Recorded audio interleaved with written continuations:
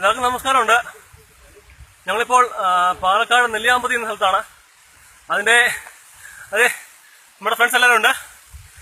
നെല്ലിയാമ്പതിയിൽ ഞങ്ങളൊരു മലയുടെ മുകളിലായിട്ട് വഴിയൊക്കെ വളരെ മോശം കിടക്കുകയാണ്, സ്ലൈഡിങ് ആയിട്ട്.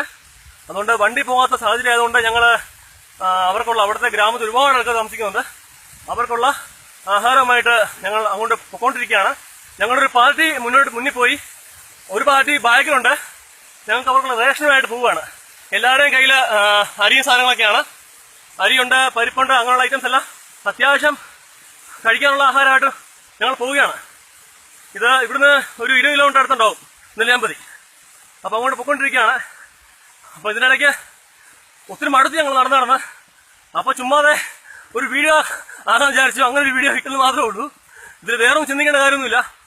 പിന്നെ ഒരു കാര്യം പറയാനുള്ളതെന്ന് വെച്ചാൽ, പട്ടാളക്കാര് അല്ലെങ്കിൽ പോലീസുകാര് അത് ഏതും ആയിക്കോട്ടെ, അവരേത് മണ്ണിൽ ഡ്യൂട്ടി ചെയ്യുന്നോ അതാണ് അവരുടെ നാടും വീടും അല്ല.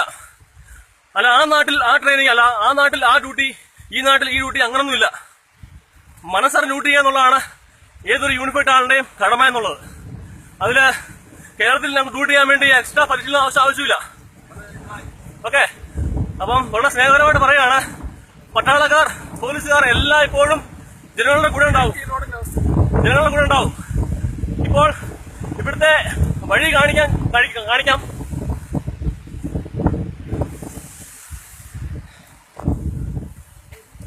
ഇതാണ് വഴി നമ്മുടെ.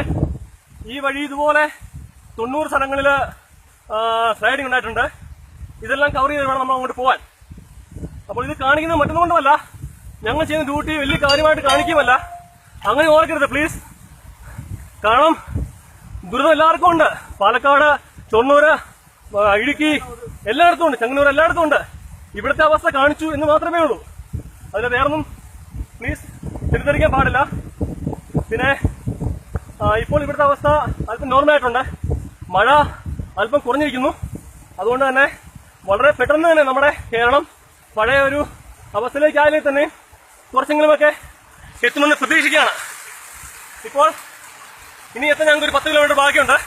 അപ്പൊ ഞങ്ങളുടെ ആഹാരത്തിന് വേണ്ടി അവർ കാത്തിരിക്കുകയാണ്. അതുപോലെ കഷ്ടം അനുഭവിക്കുന്നവർ. എന്തായാലും ഉടനെ തന്നെ വളരെ നല്ലൊരു സാഹചര്യം ഉണ്ടാകട്ടെ എന്ന് നമുക്ക് പ്രാർത്ഥിക്കാം. അതല്ലാതെ നിവൃത്തിയില്ല. പിന്നെ ഒരപേക്ഷയുണ്ട്. നമ്മളുടെ ഈ വർഗീയ ചിന്താഗതി, രാഷ്ട്രീയം, ഇതെല്ലാം ഒഴിവാക്കുക. ദയവ് ചെയ്ത് മനുഷ്യനായിട്ട് ജീവിക്കാൻ ശ്രമിക്കുക. മനസ്സിലായോ? ഇത് ഞങ്ങളെല്ലാവരും ഒരു അപേക്ഷയായിട്ട് എല്ലാവരും കാണണം. ജയ് ഹിന്ദ്, ജയ് ഭാരത്.